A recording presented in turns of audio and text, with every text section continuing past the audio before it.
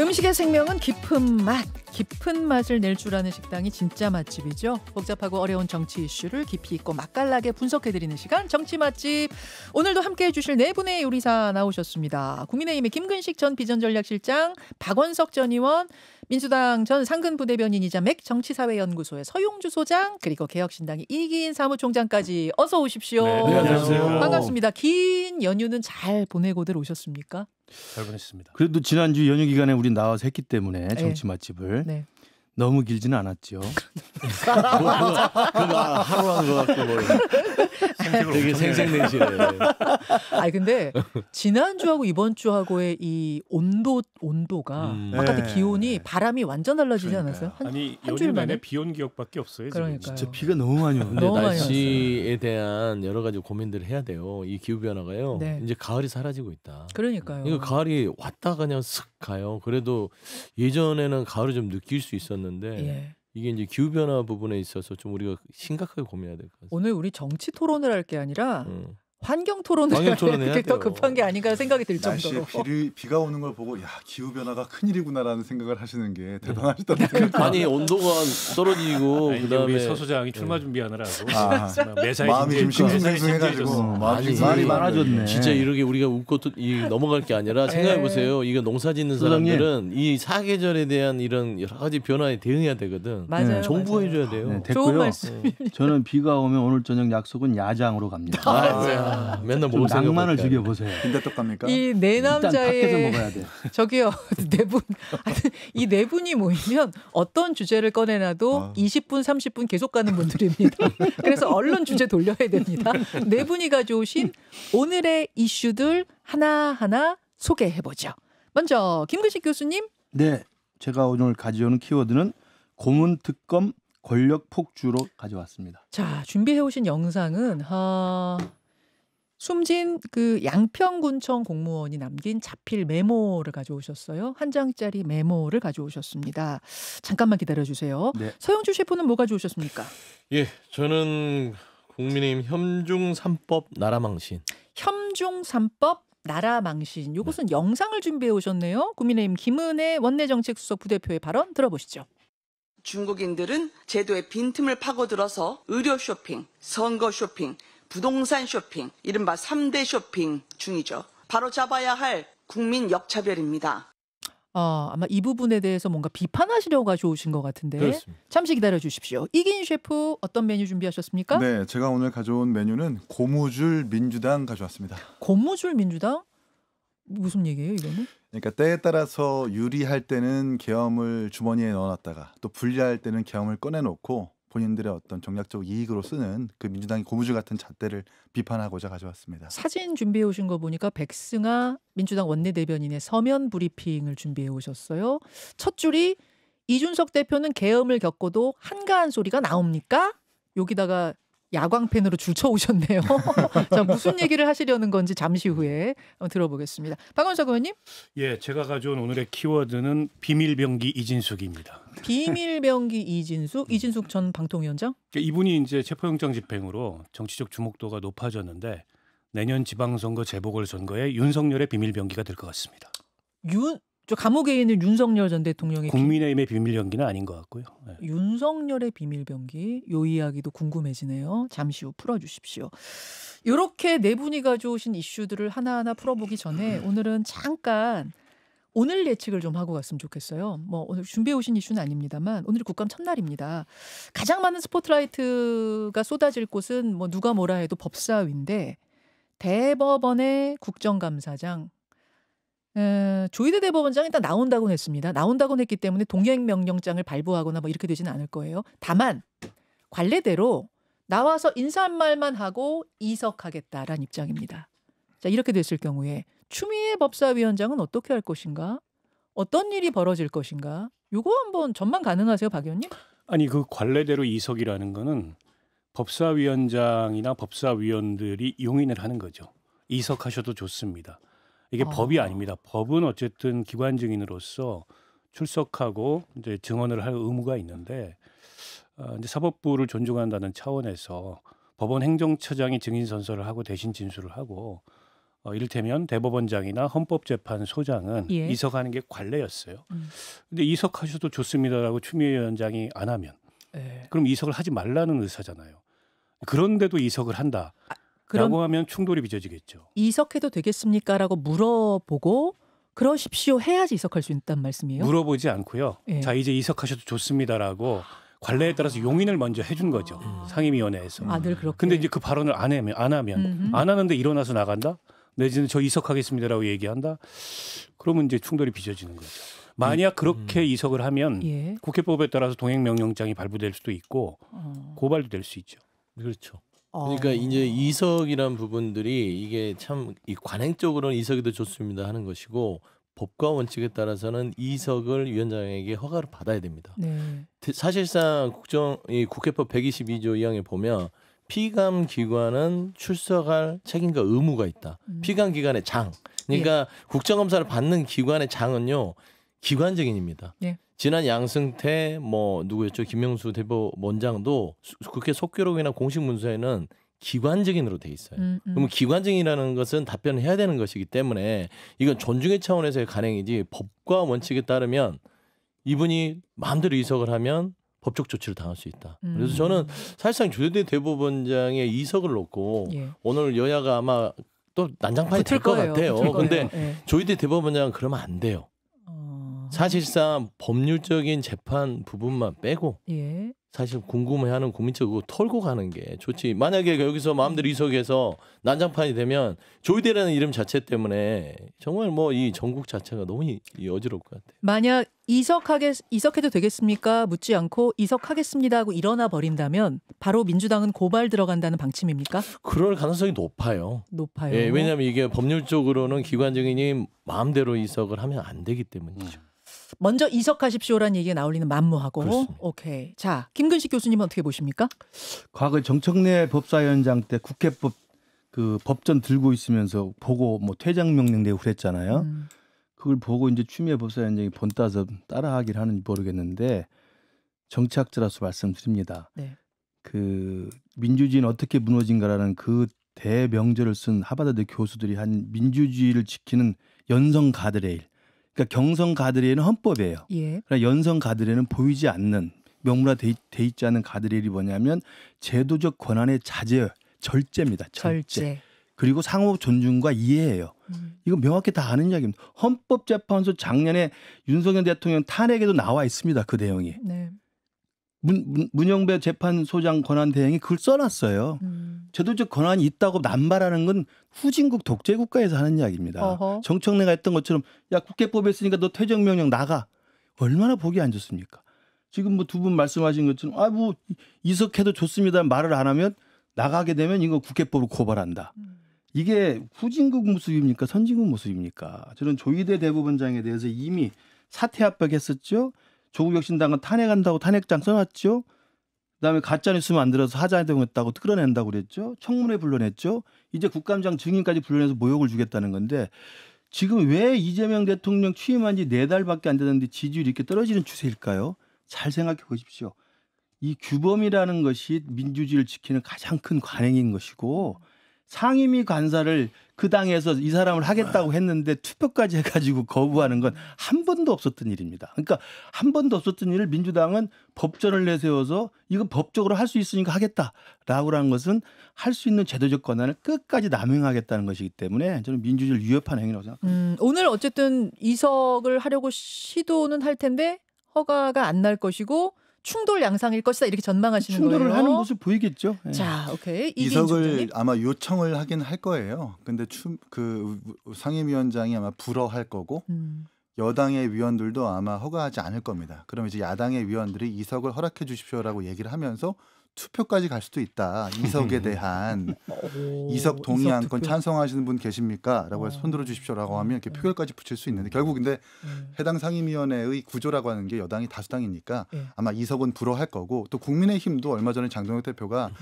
이석을 양해하는 것은 사실 입법부의 자제였기 때문에 아마도 이 법사위 구조상 이석은 불가능할 겁니다. 전 차라리 그냥 조희대 대법원장이 끝까지 남아서 이 여당이 어떤 이 위원들의 무리한 질의에 좀 답변을 정확하게 하는 것이 오히려 이렇게 좀 만들어진 여론에 대해서 잘 응수하는 방법일 수도 있겠다는 생각이 드네요. 저도 비슷한 생각인데요. 그러니까 상황이 여기까지 오기에 대법원장이나 대법원의 책임은 없는가라고 보면 그렇지 않거든요. 때문에 이거를 정치적으로 확전하듯이 해서는 안 된다. 어쨌든 대법원도 대법원장도 국민의 대표자들 앞에 출석해서 증언할 의무가 있어요.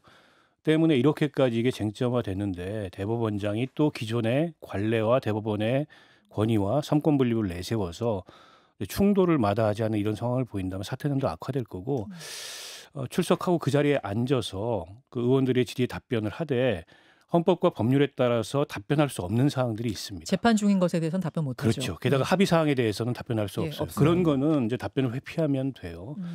이걸 가지고 이게 대법원도 마치 일종의 이제 정치 행위자처럼 확전을 하면 안 된다고 생각하고 아까 이제 김근익 교수님 하셨던 말씀 그 제도적 자제나 상호 관여 같은 문제는 민주당이 새겨들어야 됩니다. 어떻게 보면 내란 청산이라는 명분하에 너무 폭력적인 모습을 보일 때가 있어요. 그건 결코 정치적으로 도움이 되지 않습니다.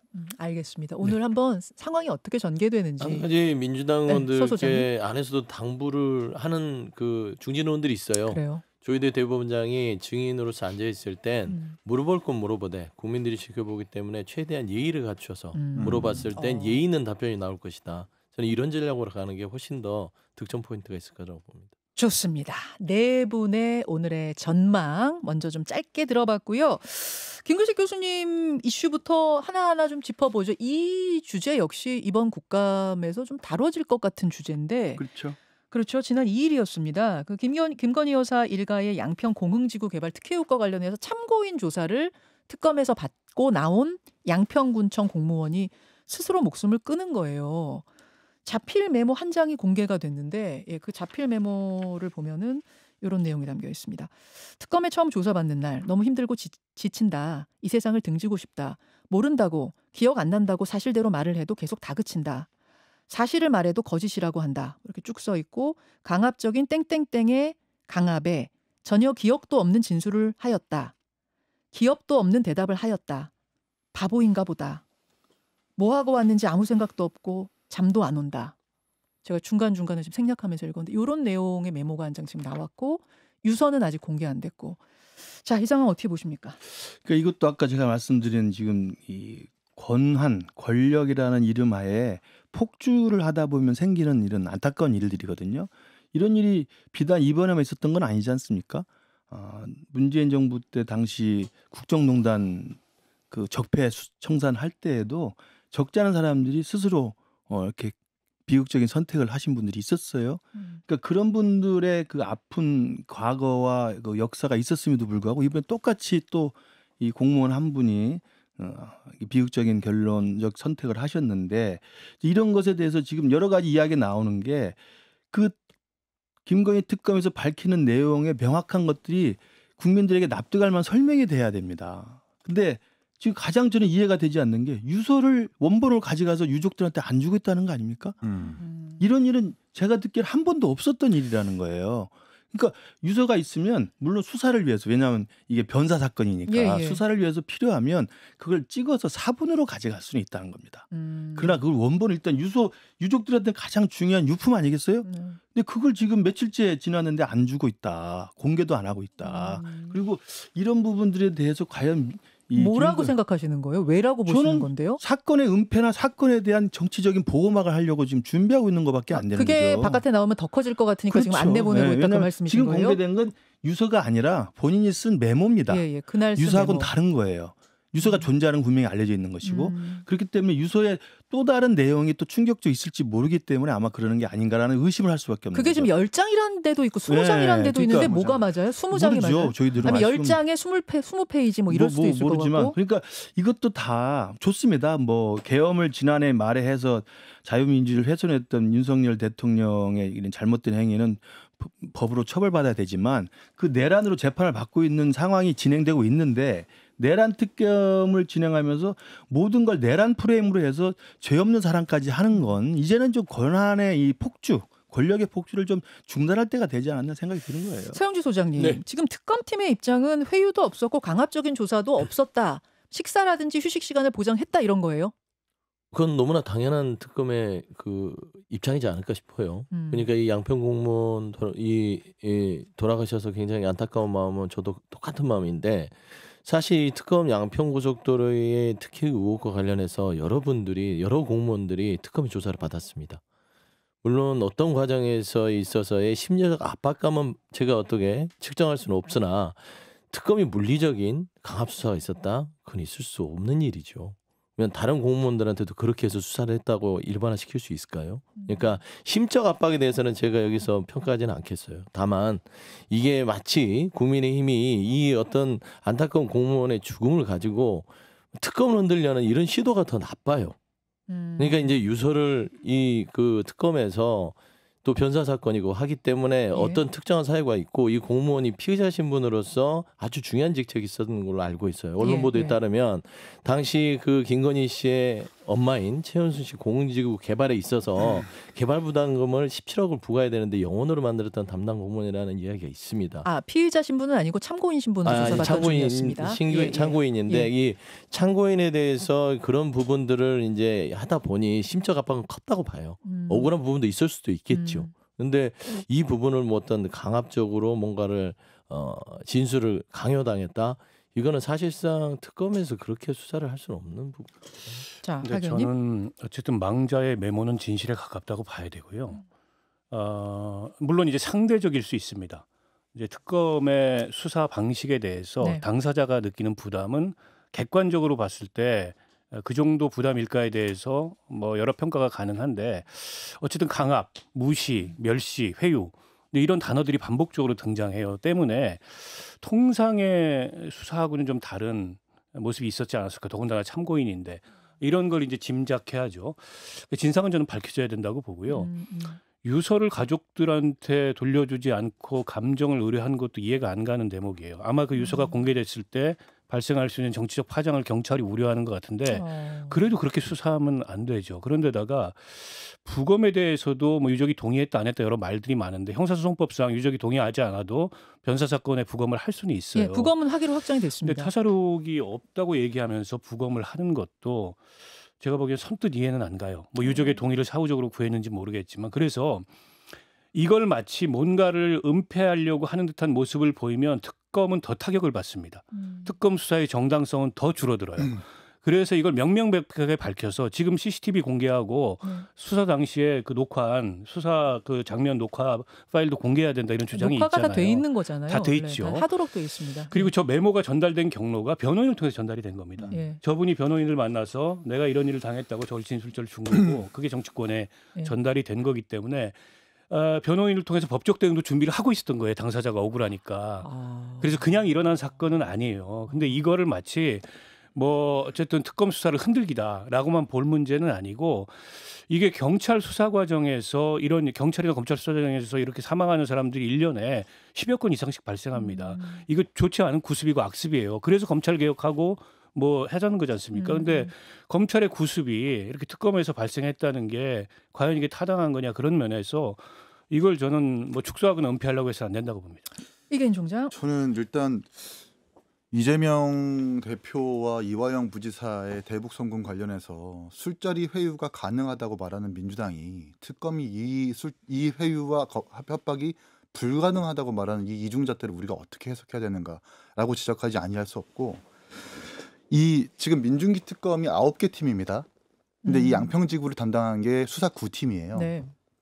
제가 좀 알아보니까 이 9팀만 팀장이 최준영 총경이라고 해서 경찰입니다. 예. 다른 8개 팀은 전부 다 검사고요. 예. 다시 말해서 9개 팀 중에 양평지구를 담당하는 이 수사팀만 다 전부 다 경찰로 이루어져 있는 거예요. 아, 그렇습니까? 그리고 최준영 총경은 양평서장 출신이고 지금 유족 측의 반대에도 불구하고 부검을 강행하겠다고 하는 주체는 지금 양평경찰서입니다. 다시 말해서 양평서장 출신의 팀장과 양평경찰서가 이 부검 관련해 가지고 어떠한 진실을 은폐할 수 있다라는 가능성도 우리가 배제할 수 없는 거예요.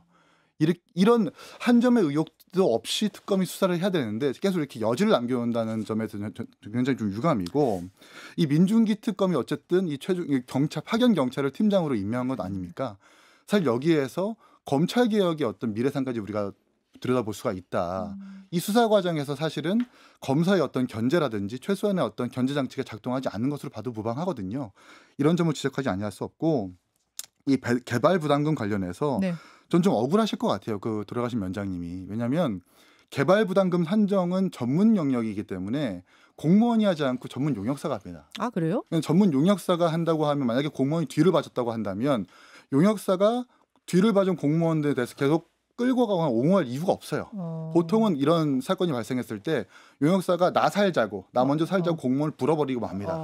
근데 이런 상황이 아니라면 해당 공무원들은 그냥 용역사에서 받은 산정값 결과를 가지고 예. 그 부과를 한 것뿐일 텐데 이런 사람을 20시간 동안 붙잡아 놓고 한 뭐 식사 시간 제외하고 한 3번 정도만 휴식 시간 줬다라고 하는 것은 제가 생각했을 때 되게 부담스럽고 억울했을 것 같거든요. 알겠습니다. 이런 부분에 대한 진상이 밝혀져야 되는데 국민의힘에선 특검을 특검하는 방식으로 진상을 밝혀라 이런 거고 민주당도 당연히 뭐 진상 밝혀라라는 입장이겠지만 어떤 방식을 민주당은 지금 원하고 있을까요? 그러니까 이게 저는 국민의힘이 예. 이게 정말 지금 지적했던 경찰의 수사 방식이 거칠었느냐, 그다음에 그 조사받는 분에 대해서 뭔가 인격 모독이 있지 않았냐, 이걸 제대로 조사하려면 이런 정쟁화시키면 안 된다니까요. 뭐 특검을 특검으로 밝혀라. 특검 흔들기 위한 소재로 쓰지 마시라고요. 어허. 그러니까 이 공무원분의 억울한 죽음이든 어떤 안타까운 죽음 속에서 경찰 수사 부분들이 일반 기준에 맞지 않고 어떤 수사의 성과를 위해서 뭔가를 과도하게 했다면 그 부분은 밝혀내야 되는 건 맞아요. 그렇죠. 근데 예. 제가 말씀드리는 것은 이걸 망치는 게 국민의힘입니다. 이걸 정쟁화시키잖아요. 뭐 특검을 특검하자. 그러면 이제 3특검 자체를 다 형해화시켜서 본인들이 얘기하고자 하는 것들을 달성하고 싶은 거예요. 그러지 말라는 얘기입니다. 그래서 저는 이런 부분에 있어서는 그냥 어떤 부분이든 이 억울한 죽음이 있다면 진상조사는 하되 이거를 정쟁화시키는 거는 좀 자제해달라. 이거 그런 얘기입니다. 어디서 해야 돼요? 공수처에서 해야 돼요? 어디서 해야 돼요? 진상조사. 아무래도 검찰이나 뭐 검찰이나 공수처에서 해야겠죠. 고민을 안 해봐서 그래요. 그러니까 민주당에서는 이런 일이 생기면 무조건 그 국민의힘의 정쟁화 뭐 이렇게 프레임을 가져가는데 이번 사건만큼은 민주당이 본인 스스로 검찰개혁 지금 주장하고 있잖아요. 네. 검찰개혁 주장이 뭡니까? 검찰 모든 권한 뺏어서 경찰 주자는 거잖아요. 근데 지금 이긴 총장 말씀하신 것처럼 이게 공교롭게 경찰이 팀장으로 있는 사건에서 나타난 이런 비인간적인 결론이 나왔단 말이에요. 그러니까 이 비국조 사건에서 검찰개혁의 미래를 위해서도 민주당이 발벗고 나서야 됩니다. 이런 일은 다시 넣게 해야 되겠다. 스스로 나서서 공수처에 고발을 하든 아니 민주당 내 진상조사를 만들든 오히려 지금 소영주 소장이 말한 것처럼 특검의 원활한 국민적 신뢰를 위해서는 민주당에 나서서 자기들이 이걸 진상을 규명하겠다 해야죠. 알겠습니다. 알겠습니다. 이 주제 아마 이번 국감 기간 동안에도 뜨거워질 주제 같은데 오늘 김근식 교수가 꺼내 오셔서 먼저 좀 이야기를 해봤고요. 다음 주제로 넘어가 보겠습니다. 이번에는 서용주 셰프가 골라오신 주제인데 혐중 3법 이거 나라망신이다 그렇게 키워드를 골라오셨네요. 예. 네. 국민의힘이 준비 중인 그 법안 말씀하시는 건가요? 그렇죠. 뭐 중국인들이 무비자로 입국했을 때 대한민국의 모든 어떤 그 특혜를 누리게 될 것이다라는 그런 좀 과잉된 어떤 주장들이 지금 하고 있어요. 의료며 의료, 그다음에 선거권, 그다음에 부동산. 중국인들이 와서 마음대로 휘젓고 다닌다. 사실과 다른 어떤 내용들을 가지고 국민들을 호도하고 또 심지어 중국과의 대중 관계를 굉장히 해할 수 있는 그런 국익에 반대되는 지금 입장들을 공당에서 하고 있습니다. 심지어 지난 그 무비자 입국 정책에 대해서 그 당의 최고위원 김민수 최고위원이 뭐라 했냐면 중국인들을 무슨 해충 취급했어요. 감염병 환자다. 그리고 우리는 조심해야 되고 저들은 잠재적인 범죄자다. 이제는 국민이 뭐라 했냐면 중국인들은 잠재적 간첩이다. 이런 주장을 합니다. 아 국민의힘 의원이요? 아니 그런 주장이 나와요. 아까 지지자들 사이에서? 예, 지지자 사이에서. 그래서 저는 그 중국인들을 들어오게끔 하면은 뭐 간첩을 인증하는 것이다. 이게 아마 국민의힘 쪽에서 주장했을 거예요. 그러니까 이 정도까지 나가는 것들을 당론으로 법적 어떤 추진을 하겠다는 김은혜 의원의 얘기를 듣고 나서 이게 정상적인 당인가? 그러니까 나라망신뿐만 아니라 이거는 정말 그 혐오 공당으로서의 어떤 처신이라서 저 이거 바로잡아야 된다. 팩트는 뭐 다른 분들이 다 얘기를 하시겠으나 다 달라요. 의료비, 부동산, 그다음에 선거권 다 이것도 절차에 따라서 하고 그다음에 부동산도 중국인들이 전체 외국인 소유 중에 10%도 안 되고 강남의 대부분의 아파트는 미국 쪽이나 이쪽에서 가지고 있고 이런 거예요. 잠깐만요. 그러니까 중국인 3대 쇼핑 방지법에서 말하는 3대는 의료, 선거권 그리고 부동산을 그렇죠. 지금 중국인들 때문에 한국인이 역차별당하고 있다. 이런 거예요. 국민의힘의 주장은 김근식 교수님? 저도 김은혜 수석 부대표가 저걸 공개적으로 발언하면서도 깜짝 놀랐어요. 왜요? 해서는 안 되죠. 어허. 저처럼 이렇게 우리 당에 관련된 불리한 이슈도 이렇게 말을 제대로 해야 돼. 최영주 소장 그게 안 돼. 존경합니다. 정말이에요. 아니 왜 그런 말을 못해? 서 소장님도 자주 하세요. 아이고, 그렇게 살면 안 돼요. 그러니까 중요한 것은 저는 김은혜 수석 부대표 이야기 듣고 왜 이런 걸 공개적으로 그것도 원내 수석 부대표가 이야기를 하지? 어허. 그러니까 지금 뭐 주한 중국 대사관 앞에서 멸궁시위하는 젊은 사람들, 그다음에 지금 무비자 입국한다고 하니까 인천공항에서 또 소수의 또 사람들이 시위를 하고 있대요. 중국인들 들어오는데 막 안 된다고. 그런 극단적인 생각을 하는 분들이 있을 수 있습니다. 우리도 일본에 자주 가고 우리 많은 젊은이들이 일본 갑니다만 일본 가면 또 헤이트 스피치하고 혐한 시위하는 극우파들 많이 있잖아요. 또 미국 가도 사실은 난민들 취급하면서 이 외국 이민자들 반대하는 또 극단적인 세력들이 있어요. 그러니까 이게 극우의 가장 큰 기준의 하나가 뭐냐면 혐오와 차별을 조장하는 겁니다. 그러니까 정서가 있을 수는 있어요. 반중 정서 저도 있을 수 있습니다. 그러나 정서를 정치적 이유로 혐오와 차별로 이게 프레임화시켜서 극단화시키면 예. 이건 문제가 되는 거예요. 그때부터는 극우가 되는 것이다. 그 당연하죠. 말씀이에요. 근데 이 세 가지 차별법 문제 제기할 수 있고 네. 논란이 있으면 이걸 해결할 방법을 찾는 게 됩니다. 네. 그러니까 선거권에 대해서 이 상호주의에 따라서 문제가 있을 수 있다. 문제 제기 계속했던 거 아닙니까? 부동산 쇼핑도 상당히 이걸 규제를 좀 촘촘하게 하자. 의료 쇼핑도 우리 건강보험 적자가 심해지는데 좀 막아보자. 할 수 있어요. 그러나 이것을 정책적으로 먼저 해보고 또 중국 당국과 외교적으로 한번 해결해보고 이런 걸 해본 다음에 할 수 있는 걸 최대한 해놓고 하는 것이지 다짜고짜 느닷없이 난데없이 법으로 하겠다라고 이야기하면 이건 정서에 이건 편승하는 거거든요. 자, 국민의힘의 김근식 교수도 이것에 대해서 난 찬성하기 어렵다 그러셨거든요. 혹시 여기 계신 분들 중에 찬성하시는 분도 계세요? 조금 다른 의견? 없고요. 예. 저는 유튜브 댓글 수준의 이제 한심한 혐오를 공당이 이걸 이제 의제로 채택해서 프레임을 만들고 있다고 생각하고요. 그러니까 처음에 전당대회에 나온 일부 후보자가 저런 얘기를 할 때만 해도 전당대회 득표 전략 수준으로 생각했는데 그게 아니잖아요, 지금. 국민의힘의 원내 수석부대표라는 공식적인 당직을 가진 분이 사실관계도 굉장히 어긋난 저런 그 혐오 프레임을 들고 나와서 저걸 의제화하는 게 결국 이제 국민의힘이 극우 정당으로 가고 있다는 걸 스스로 증명하는 거예요. 전 세계적으로 보면 이 극우의 치트키가 외국인 혐오입니다. 미국에서 라티노들을 혐오하거나 유럽에서 난민 혐오하는 거하고 마찬가지인데다가 네.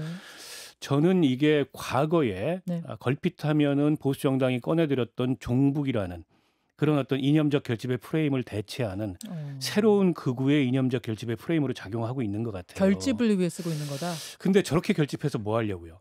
결집이 아니라 확장이 필요한 게 지금 국민의힘의 상태인데 결집 확장은커녕 오히려 저렇게 한심한 그 혐오 프레임을 가지고 결집을 시도한다는 것 자체가 지금 국민의힘의 정치인들이 국민의힘의 상태도 제대로 진단하지 못하고 국민들이 어떤 정치를 바라는지도 객관적으로 보지 못하는 그런 상태에 지금 빠져 있는 게 아닌가 싶고 저러면 이제 국민의힘은 내란 정당에 이어서 혐오 정당, 극우 정당이라는 이제 오명을 스스로 자초하는 결과를 알 거다. 여기 찬성하시는 분은 없는 것 같아서 제가 하나만 질문 드릴게요. 저는 의견이 다른데요. 그래요. 네. 이계인 총장님. 그러니까 예. 제가 극우가 될지는 잘 모르겠는데 다른 의견 좋습니다. 다른 의견도 환영합니다. 그러니까 예. 이걸 하나 읽어드릴게요. 예. 외국인 등의 부동산 취득에 관해서는 현행, 부동산 거래 신고 등에 관한 법률에서 규정하고 있으나 상호주의 등에 대한 실행력 미비로 인해서 실효성이 없어 진입장벽이 매우 낮은 상황임.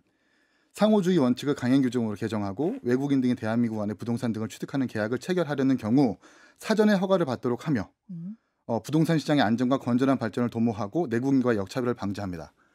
이게 어떤 법안의 제안 설명이거든요. 누가 발의했을까요? 민주당 이현주 의원이 발의한 거예요. 이현주 최고위원이요? 예. 민주당 이현주 의원과 민주당 17명의 의원들이 공동 발의해서 지금 김은혜 의원이 얘기하겠다고 하는 그 부동산 매수 관련해가지고 똑같은 법안을 똑같은 논리를 발의한 겁니다. 이미 발의가 돼 있는 거예요? 그렇습니다. 국토위에서 이미 심사가 되고 있고 예. 그러면 이현주 의원도 극우고 혐중이에요. 다르죠. 다른 중국인 3쇼핑 금지법이라고 프레임을 하지 않잖아요. 물론 국민의힘이 언어적으로 표현하면서 그렇게 아주 촌스럽고 이상하게 말하는 것 그게 다른 거예요. 저는 동의하지 않아요. 네, 그게 다른 절대 거라고요. 동의하지 않습니다. 그러나 민주당도 과거에서부터 역대 외교적으로 상호주의를 뭔가 형성해야 된다는 논리를 계속해서 가져왔었기 때문에 우리가 그 정치적 프레임을 걷어내고 이 내용은 우리가 좀 다뤄놔야 된다는 생각이 들고 잠시만요. 그리고 지금 막 타워 팰리스의 무슨 뭐 왕서방 이야기 국민의힘이 하잖아요. 네. 그걸 또 고민정 의원이 뭐 혐중이라고 하잖아요. 그 타워 팰리스를 현금으로 보유했었던 그 의제도 맨 처음 꺼낸 게 누구냐? 민주당 소병훈 의원이었어요. 부동산의 투기 투자, 외국인 투기 투자를 막아야 된다. 규제가 어느 정도 필요하다라고 하면서 1988년생의 중국인 A 씨가 자국의 은행에서 89억 대출을 받아가지고 타워팰리스를 샀고 윗집 55억, 아랫집 34억으로 산 게 이게 맞느냐라고 하면서 2021년에 문제 제기를 한 겁니다. 전 소병훈 의원이 혐중 내지는 극우라고 생각하지 않거든요. 그러니까 다시 말해서 국민의힘의 촌스러운 프레임 맞아요. 그러나 상호주의에 대한 것들은 우리가 놓치지 말아야 된다는 말씀 드리고 싶은 거예요. 그거는 좀 구분해서 봐야 되는데 단지 촌스러운 게 아니고 혐오 프레임이라는 거예요. 그런데다가 그 어쨌든 우리가 외국인에 대해서 일종의 상호주의 원칙을 적용하자. 모든 영역에 상호주의를 적용할 수 없어요. 그러나 어쨌든 저렇게 이제 부동산 취득처럼 이를테면 우리 영토 주권에도 해당하는 문제일 수 있습니다. 그런데 상호주의를 검토해야 된다는 거 오케이. 근데 그거를 우리 국민들이 중국인들에 의해서 역차별당하고 있는 이를테면 중국인 3쇼핑 방지법 이런 식으로 의제화하지 않습니다. 그런 식으로 의제화하는 게 문제예요. 그 내용 자체가 문제라는 게 아니라 하나하나 따로따로 보면은 합리적이고 이해될 만한 것들이 있는데 그걸 묶어가지고 프레임화 시켜버리는데 반대한다 그 말씀이신 것 같아요. 이해될 수 있는 부분은 상호주의예요. 네. 그러니까 상호주의 얘기를 했는데 상호주의를 논의할 수 있다는 것은 품격 높은 논의입니다. 그럼 고민을 해야죠. 그리고 대부분 상호주의를 인정하지 않는 부분 공산주의 국가들은 자국의 땅에 대해서 외국인들의 그 구입을 허가하지 않아요. 하지만 민주주의 국가를 자본주의는 허가하고 있습니다. 그런 상호주의는 지금 존재는 하는데 우리의 상호주의가 지금 중국하고 맞닿아 있고 가장 많은 수출하는 나라고 우리와 관계가 있기 때문에 저는 중국과의 상호주의에 대해서 저는 정책 코스 일부 나올 수 있다고 봐요. 특히 부동산 지금 얘기 계속하셨는데 그거보다 더 민감한 건 좀 건강보험 쪽인 것 같긴 하더라고요. 이게 이제 이게 그 건강보험료 자체가 중국인들한테 나가는 거 그리고 그들이 혜택 받는 거 그래서 우리가 적자다 사실과 다릅니다. 아, 그래요? 우리가 흑자입니다. 중국인들에 대해서는요. 그 이 자체도 사실 팩트가 틀린데 이거를 마치 중국인들이 우리의 세금을 가지고 건강보험 혜택을 받는 것처럼 하는 거 이런 게 나쁜 혐오 프레임이라는 거예요. 그래서 제가 말씀을 드리면 이것보다 가장 나쁜 게 주진우 의원 같은 분이에요. 왜요? 중국인 무비자는 결국에는 간첩에 활동면허증을 주는 것이다. 이런 논리를 하는 거예요. 그러니까 안 되지. 이게 얼마나 수준이 낮은 그런 발언을 논리입니까? 하니까 이제 이게 프레임화돼 가지고 차별과 혐오를 이제 조장하는 게 되는데 상호주의 다 동의하시잖아요. 지금 이 세 분 다. 상호주의라는 것은 외교 관례상 당연히 수행이 돼야 되는 거예요. 그러니까 근데 상호주의를 법으로 규정하는 것은 최후의 수단이라는 거예요. 그러니까 상호주의를 먼저 할 수 있도록 중국 당국과 협의하고 또 조율하고 또 여야가 힘을 모아서 제도적인 어떤 개선 방안을 찾는 게 먼저 중요한 것이지 법으로 상호주의를 강제할 수 있도록 반중 정서에 편승하는 건 안 된다는 거고 상호주의를 이야기하면 제일 중요한 게 뭐냐면 저는 말이 안 되는 게 지금 무비자 입국 들어온다고 지금 반대하고 있잖아요. 그리고 아까 말 주진우 의원 참 내가 존경하는 주진우 의원인데 그런 이상한 말을 했더라고요. 그러니까 무비자 입국 들어온 사람을 상호주의 입장에서 보면 사실은 이 결과가 중국 당국이 우리나라에 무비자 입국을 허용했기 때문에 상호주의를 우리가 해주는 거거든요. 맞아요. 그렇잖아요. 상호주의 결과로 나온 게 무비자 입국이에요. 근데 상호주의 이야기하면서 이건 간첩들이 들어와서 활개치고 있다라고 이야기하면 이게 앞뒤가 안 맞는다. 우리 젊은 이대남들이나 이런 반중 정서에 편승하고자 하는 프레임밖에 안 된다는 거예요. 일단 좀 건강보험 팩트 체크를 좀 하자면 반은 맞고 반은 틀린 게 55억 이번에 처음으로 흑자가 맞긴 맞아요. 그런데 2022년에 230억, 23년에 27억, 17년에 1,100억, 18년에 1,500억, 19년에 947억 적자입니다. 아, 올 들어 처음 흑자다. 2017년부터 꾸준히 지금까지 3,800억 적자인 거고요. 아니, 저기에 대해서도 6개월 이상 피부양자 의무 부과를 했기 때문에 거주 의무를 바꿨기 때문에 이번에 처음 흑자로 전환된 겁니다. 그리고 저기에 대해서도 잠시만요. 통계적 오류. 건강보험 관련해서 처음에 이 지역가입자 중국인들이 혜택 보면 안 된다라고 얘기했었던 것이 민주당 2018년 김상희 의원이었었어요. 지역가입자를 의무적으로 가입해가지고 제대로 바꿔야 된다라고 한 게 민주당이었기 때문에 그걸 좀 잊지 말고 이야기하자는 저기에 대해서도 건강보험 국제연구공단에서는 통계적 오류가 있어서 규모가 좀 다르다고 얘기를 하고 있고요. 모든 외국인에 대해서 적자였습니다. 중국인뿐만이 아니라 유독 중국인뿐만이 아니라 모든 국내에 거주하는 외국인들에 대해서 그동안에 피부양자 관리가 안 돼가지고 적자였어요. 마찬가지로 이 부동산 보유에 있어서도 미국인들이 훨씬 더 많은 부동산을 보유하고 있고 아파트의 경우 중국은 원칙적으로 자국민들도 토지를 소유할 수가 없어요. 자국 내에서 원칙적으로 때문에 상호주의를 적용할 수 없는 영역이 있어요. 이를테면 우리는 외국인들에 대해서 네. 영주권 갖고 있고 국내에 거주하는 외국인들에 대해서 지방선거 투표권을 줍니다. 모든 외국인에 대해서. 근데 중국은 선거가 없어요. 중국이 선거가 없으니까 중국인만 빼고 나머지 외국인에 대해서 영주권자 투표권을 주자 이렇게 접근할 수도 없는 거잖아요. 아예 그 제도를 시행하지 않으면 몰라도 때문에 상호주의라는 걸 이렇게 기계적으로 모든 영역에 있어서 모두가 동일하게 적용할 수 없는 거예요. 그것도 사정을 살펴가면서 해야 되는 거고 좋아요. 그렇게 하나하나 팩트 체크해서 민주당이 과거에 이렇게 얘기했는데 지금은 왜 이렇게 얘기할 수 있는데 민주당이 그때 중국인 뭐 역차별 그 세 가지 쇼핑 방지법 이런 식으로 의제화하거나 프레임하지 않았다는 거예요. 그게 분명하다. 문제입니다. 알겠습니다. 마지막으로 예. 이현주 의원의 발의 제안 설명을 보면 예. 외국인들이 부동산 소유한 게 지금 10만 210가구인데 예. 5만 6천 가구를 중국인이 보유하고 있다. 다시 말해서 중국인이 1등으로 보유하고 있는 것은 맞다. 그게 저도 팩트 체크를 좀 해보니까 주택까지 다 하면 중국인이 그러니까 제일 많은 게 서울로 맞고 한정해가지고 미국인이 많다라고 주장을 하는 거고 아파트로만 하면 미국인이 많다 뭐 이런 얘기가. 네, 근데 이제 이현주 의원 발의한 그 제안 설명에 따르면 10만 210 가구 중에 5만 6천 가구가 알겠습니다. 중국인이 보유하고 있다. 그래도 개혁신당 사무총장답게 잘. 왜냐면 중국인들이 와서 쓰는 돈이 얼만데요? 그러니까 2조 원이 넘습니다. 제일 중요한 건 상인들 여야가 생각 안 다- 합니까? 기업 생각 안 아니 하고. 여야가 다 그게 문제의식이잖아. 그럼 여야가 그러니까- 문제의식이 있으면 이거 정책적으로 풀어야지. 네, 마지막으로 저 이렇게 딱 정세에 마지막으로 편승하면 안 자, 된다. 정리할게요. 2분 남았습니다. 마지막 정리할게요. 반중 정서가 있다는 걸 우리 인정을 합시다. 인정해야지 당연히. 왜냐하면 2023년 갤럽 조사에서도 우리나라 국민들이 가장 싫어하는 나라가 중국이래요. 그건 우리나라 국민들이 그렇게 응답하고 있는 겁니다. 그게 코로나부터 미세먼지부터 지금 캄보디아 이거 언론에서 그렇게 대서특필하고 있는데 그러면 그럼 반론 좀 해당 해야 국가에서도 예, 반론. 해당 국가에서도 이렇게 자, 마무리해 깊이 되는 주시고요. 인식을 바꿀 노력을 해야 되는 자, 거고 서 소장님 반론. 이걸 가지고 정치적으로 이용하는 국민의힘도 문제지만 이런 사실이 있다라는 것을 우리가 인정하고 정책적으로 뭔가 만들어야지 자, 맞다라는 아니, 생각이 들어요. 남은 1분 민주당이 드리겠습니다. 중국을 좋아하라고 강제하는 거 아니에요. 사실에 근거한 얘기들로 정치적으로 가자는 거고 반중 정서든 혐중 정서든 그런 주장을 막는 게 아니라 최소한 공당이라면 그런 정서를 부추겨서 정치적으로 활용해서 국익에 해하는 행동하지 말아라는 거예요. 그러니까 우리 당의 역차별 3대 쇼핑 금지법을 처리하도록 제가 목소리를 내겠습니다. 당 대표도 목소리 안 아니고 통할 떨어진 것 같아. 최고위니까 할 말도 없는데 민주당에 똑같이 그 부탁할게요. 그렇다고 해서 민주당도 지금 주한 중국 대사관 앞에서 젊은이들 시위한다고 반중 시위 금지법 이것도 하면 안 되는 거예요. 그러니까 똑같이 반중 정서나 또 친중 정서를 법으로 강조하면서 법으로 강제하면서 이걸 자기들의 유리한 정치적 도구로 쓰려고 하지 말라는 거예요. 그건 친중이 아니죠. 자, 국익을 지키는 거지. 그게 엄청 대북전단 금지법하고 뭐가 달라요? 그게 경제예요, 경제. 표현의 자유고 내버려 두면 되고 그 사람들은 자, 그냥 나라 살림 소수파가 걱정 안 되고 있는데 합니까? 2년밖에 잠시만요. 없으세요? 양심 갖고 좀 정치해요. 김우식 양심이 교수님, 양심부터 아니라 얘기하지. 먹고 사는 서 문제가 소장님 중요하지. 잠깐 저 댓글쇼 문 열 테니까 거기서 편하게 싸우십시오. 본방송은 끝내야겠습니다. 네 분 고생하셨습니다.